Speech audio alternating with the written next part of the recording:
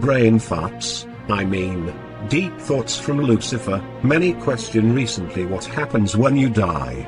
You see, when you die there is a process you must follow first, the first being that you are dropped off at the IRS, Infernal Rejects Services, intake department that checks and makes sure you don't owe any debts to any unholy powers that be.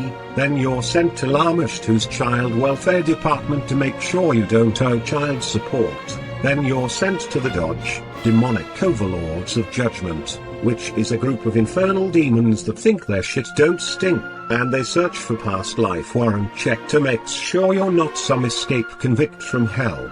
Then you're handed a phone logged onto Twitter where you can tweet with God.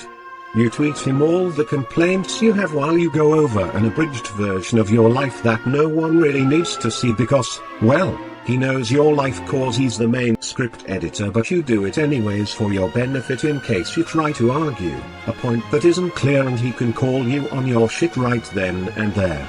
After that you'll be issued your HUD number that draws your number from a lottery tumbler to select you for the next available afterlife housing project. Isn't modern society so awesome? The final joke. Angel, come forward and stand before the great white throne to be judged for your life's works. God, is his name found within the book of life? Angel, he is my Lord but not in the book, these nuts are found upon thy chin. Ha, ha ha, ha. I've seen what awaits the non-believers, and despite what many scholars have misinterpreted, hell does not await all. Those who live pious lives but do not believe shall not face torment. If faith alone were necessary to gain the respect of not being bothered in their afterlife and tortured for no crime committed, if they were denied their life's works due, then heaven would be no different than any other religion on earth, and the final judgment would be pointless. Instead there will be those clothed in white linen but have no eyes, who cannot see. Not in torment but unable to see the glory of God. Of course this is not divine law from God himself, who says all shall be revealed on the appointed hour. However, my belief is strengthened by what I witnessed from a person who lingered on the edge of death so closely that her spirit started to slip away from her body. She was not a stout believer and was a reformed member that was in opposition to God. She led a harsh life but held a good and kind heart that helped those who seemed in need. Through me God had redeemed her acceptance to listen to what he had to say and put down her anger towards him. He did not blame her for her anger, for it was understandable. He simply said that there are those out there that sometimes seek to try and tie him up in a corner so that they may gloat over what he cares for, threatening to break it. He explained that he allows this to occur because it is a necessary scenario in their grand scheme of things. Which I can understand. Giving them the sense of fulfillment makes them less of a threat to others. He went on to explain that the adversary and his minions have their purpose, and if they weren't allowed to accomplish something like that, then they wouldn't be much of an adversary.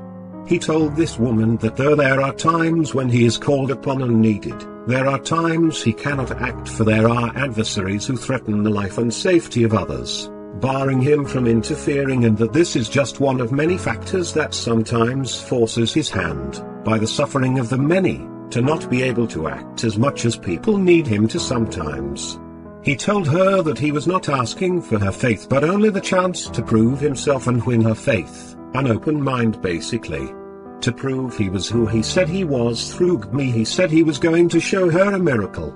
Less than a week later she was hospitalized, near death. They accidentally ruptured an artery, and she had to get 2 blood transfusions. When all was said and done, the diabetes that had plagued her for over 7 years was gone. Doctors said it was a medical miracle. Unfortunately, dark forces not aligned with me turned against me and destroyed that which he had worked so hard to accomplish with her and led her down a dark path. Being the god of his reputation, he took that which he had gifted her. Her diabetes is back and her health is fading. It was in the midst of this I saw her spirit slip for a moment and saw the whitish-blue face with dark spots where there should have been eyes. The demon trigger spell. These words are imbued with a spell I crafted and infused into the game called Devil May Cry. Now whenever the words of this song are uttered while playing will cause any who are of our bloodline, of the Nephilim, to surface in the physical world. A literal devil trigger spell. In this state the Nephilim's thoughts can take form in reality, kinetic abilities suddenly become possible and can even resurrect fallen and dead Nephilim so they may transcend to another form. It's already infused, so all you must do is play the song Devils Never Cry.